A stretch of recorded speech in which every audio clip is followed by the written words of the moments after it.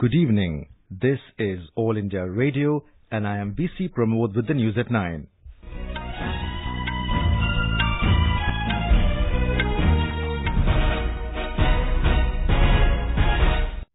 The headlines. Minister of State for External Affairs M.J. Akbar says accusations against him about alleged sexual misconduct are wild and baseless. Northeast tourism has reached new heights in the last 4 years, says Minister of State in PMO Dr. Jitendra Singh. Maldives Supreme Court to resume hearings tomorrow on outgoing President Abdullah Yamin's complaint to cancel presidential election results. In Afghanistan, 17 soldiers killed in a Taliban attack on an army base in Farah province. In cricket, India sweep Test series against West Indies 2-0.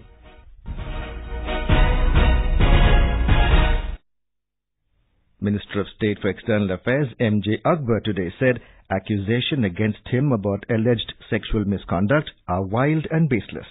He said accusation without evidence has become a viral fever among some sections. The minister said whatever be the case, his lawyers will look into these allegations to decide the future course of legal action. News agency ANI has quoted M.J. Akbar as saying as to why the storm has risen a few months before the general elections. He said these false, baseless and wild allegations have caused irreparable damage to his reputation and goodwill. The minister said lies do not have legs, but they do contain poison which can easily result in a frenzy. Mr. Akbar said this is deeply distressing and he will be taking appropriate legal action. The minister returned to India from his foreign tour today. Multiple female journalists have claimed that they were sexually harassed by Mr. Akbar during his stint as editor. Meanwhile, several opposition parties, including the Congress, have been insisting on Akbar's resignation. Minister of State in the PM, Dr. Jitendra Singh, today said that Northeast tourism has reached new heights in the last 4 years, and this has been possible because of special thrust given by the centre. Mr. Singh said this while interacting with the members of a young startup group in New Delhi after launching the Northeast Tourism app. He said fast-track progress in providing connectivity to distant areas in the region has inspired tourists from far and wide to look forward to Northeast as a favourite holiday destination. The minister said home tourism has picked up in a big way, resulting in new avenues of livelihood for the local populace, including the youth. BJP President Amit Shah has said that Modi government is continuously working for the overall development of the country. Addressing party workers in Hoshangabad in Madhya Pradesh today, Mr. Shah said Bharatiya Janata Party is a party of Karyakartas and not of leaders. Mr. Shah said Congress Party has been doing injustice to the people of the state. He said, अरे राहुल बाबा, ये बताओ किसके भरोसे चुनाव लड़ने निकले हो? मध्य प्रदेश की जनता जानना चाहती है आपका नेता कौन है? एक राजा, एक महाराजा और एक उद्योगपति को लेकर चुनाव नहीं जीता जा सकता। भारतीय जनता पार्टी एक गरीब के बेटे शिवराज सिंह चौहान के नेतृत्व में चुनाव लड़ने जा रही है। The BJP president said that in Madhya Pradesh assembly elections, however hard opposition parties may try, they will not be able to stand the might and dedication of the BJP workers. BJP today hit out at the Congress over its leader Navjot Singh Sidhu's alleged remarks that he can relate to Pakistan more than South India. Briefing reporters in New Delhi today, party spokesperson Shambit Patra alleged that by making such remarks, Mr. Sidhu is trying to divide the country. He also accused the Punjab minister of never leaving a chance to glorify Pakistan. He said, लगातार हर opportunity में भारतवर्ष को नीचा दिखाना और पाकिस्तान को महिमामंडित करना सिद्धू जी करते रहे। कमर बाजवा जो हैं वो तो शिद्दत से कोशिश कर रहे हैं कि करतारपुर कॉरिडोर खुल जाए, मगर भारत सरकार ये करना नहीं चाहती है और मैं फिर से उन्हें गले लगूंगा। दुश्मनों के साथ गले लगने की ये जल्दी और वहीं भारत को कहीं न कहीं कम करके आंकने की ये जो जल्दीबाजी है, ये बहुत कुछ कहता है। Goa Chief Minister Manohar Parrikar is recovering and his health parameters are stable. The Chief Minister's office is informed through a statement issued this evening. The communication added that the line of treatment from the All India Institute of Medical Sciences, AIIMS in New Delhi, where the Chief Minister was admitted for about a month, will be continued. Mr. Parrikar returned to Goa this afternoon following medical treatment at AIIMS in New Delhi. He has been under treatment for a pancreatic ailment since February 2018 at hospitals in Mumbai, the US, Goa and New Delhi. At least 2 people were killed and 13 injured when a 2-story under-construction school building in Shahjahanpur city collapsed today. District Magistrate Amit Tripathi told AIR that 14 people have been rescued and 2 bodies have been recovered from the debris. 2 of the injured are reported to be serious and have been sent to Lucknow. Rescue work is underway.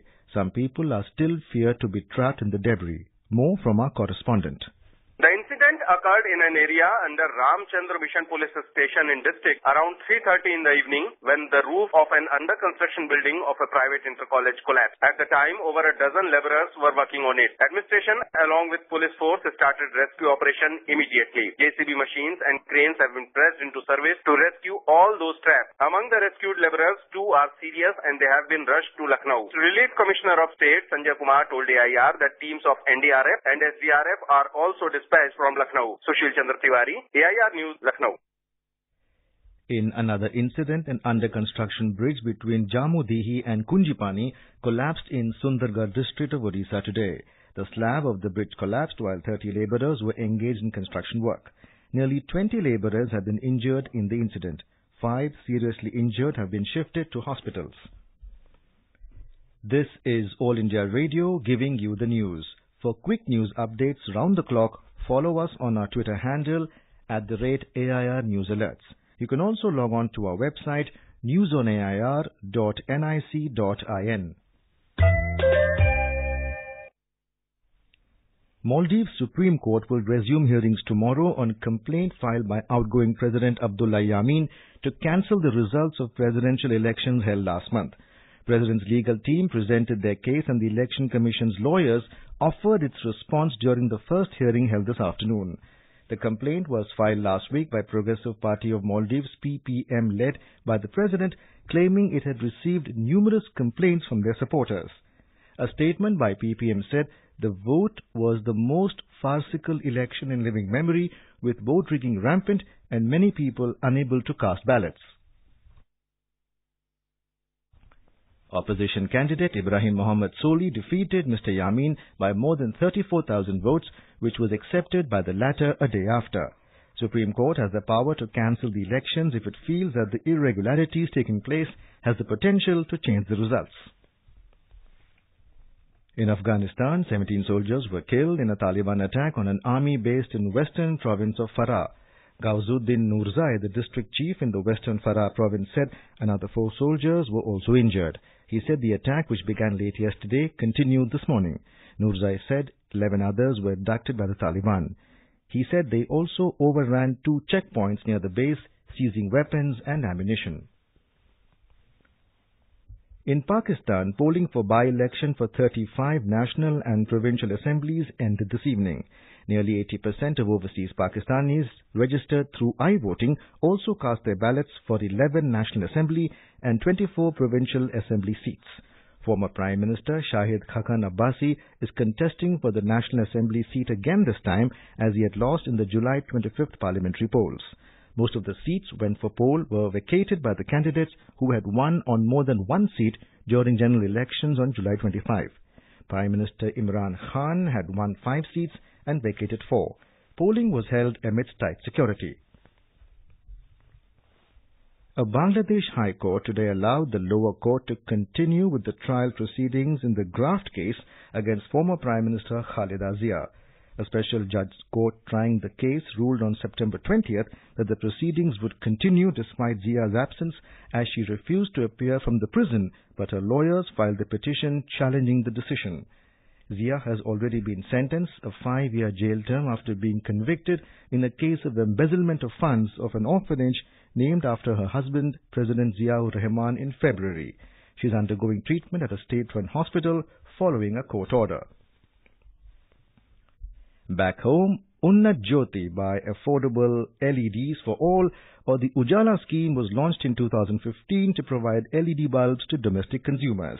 The energy efficiency initiative has made an impact on Goa's remote and rural areas. Here is a ground report from our Panji correspondent. Under the Ujala scheme, the Goa Electricity Department has provided 3 LED bulbs to electricity consumers. The key results have been energy and financial savings. Shivraj Kubelkar, a resident of Central Goa's Ponda, a beneficiary of the scheme, speaks about the benefits. Under Ujjwala scheme implemented by Electricity Department of Goa, I have received 3 LED bulbs free of cost.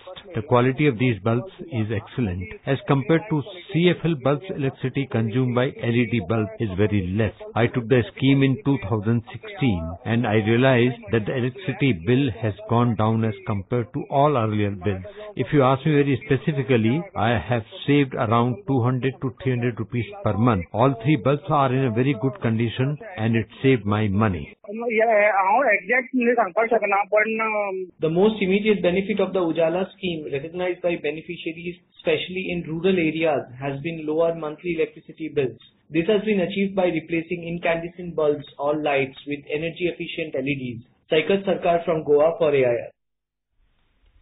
Minister of State for Textiles Ajay Tamta today inaugurated the 46th edition of the world's largest IHGF Delhi Fair at the India Expo Centre in Mart at Greater Noida.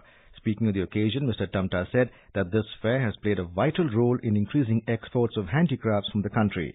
He said participation by over 3,200 exhibitors in this fair and visit of overseas buyers from over 110 countries shows its popularity amongst Indian handicraft exporters and importers. The fair, IHGF, held biannually, is organized by Export Promotion Council for Handicrafts. The air quality in Delhi remained poor today with a drop in wind speed. Authorities predicted further fall in the air quality index of the national capital in the coming days. The overall air quality index AQI recorded at 10 a.m. today, which was 201, falls in the poor category according to Centre-run System of Air Quality and Weather Forecasting and Research, SAFAR. Delhi's neighbouring regions of Faridabad and Gurgaon also recorded poor air quality. The Central Pollution Control Board, CPCB, said an emergency action plan will be implemented from tomorrow to combat air pollution that includes restrictions based on the air quality of the city. Home Minister Rajnath Singh will visit Bikaner in Rajasthan on Thursday to be with the Border Security Force personnel guarding the Indo-Pakistan border. He will celebrate Dashehra with them by performing Shastra Puja, that is weapons worship. A Home Ministry official said this is the first time when a senior central minister will be joining the force in the festivities in the sensitive border with Pakistan. Mr. Singh will also assess the progress in infrastructure development. Last year, he had attended Dashehra celebrations at Joshimath in Uttarakhand along the Sino-Indian border. In cricket, India has swept the Test series 2-0 against West Indies, winning the second and final match by 10 wickets in Hyderabad today. India chased the meagre target of 72 runs in the second innings in just 16.1 overs without losing any wicket. West Indies were all out for 127 in their second innings. Prithvi Shaw and KL Rahul made 33 runs each. Umesh Yadav was declared player of the match for his maiden 10-wicket haul and Prithvi Shaw player of the series. Earlier, India, resuming their overnight score of 308 for 4, were all out for 367 in their first innings, taking a lead of 56 runs. For India, it was their 10th series win at home since their last defeat against England way back in 2012. The News Services Division of All India Radio, in its weekly bilingual live phone-in program Public Speak Tomorrow, will bring you a discussion on Haddi evam Jodon se sambandhit bimariyan aur upchar. This can be heard on FM Gold channel, additional frequencies from 9:30 p.m. Listeners can ask questions to the experts sitting in our studio on toll-free number 1800-115767. And now, before we end the bulletin, the headlines once again. Minister of State for External Affairs MJ Akbar says accusations against him about alleged sexual misconduct are wild and baseless. Northeast tourism has reached new heights in the last 4 years, says Minister of State and PMO Dr. Jitendra Singh. Maldives Supreme Court to resume hearings tomorrow on outgoing President Abdullah Yamin's complaint to cancel presidential election results. In Afghanistan, 17 soldiers killed in a Taliban attack on an army base in Farah province. In cricket, India sweep Test series against West Indies 2-0.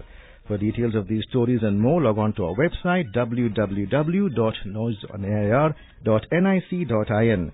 And that is all in the news at 9. Good night.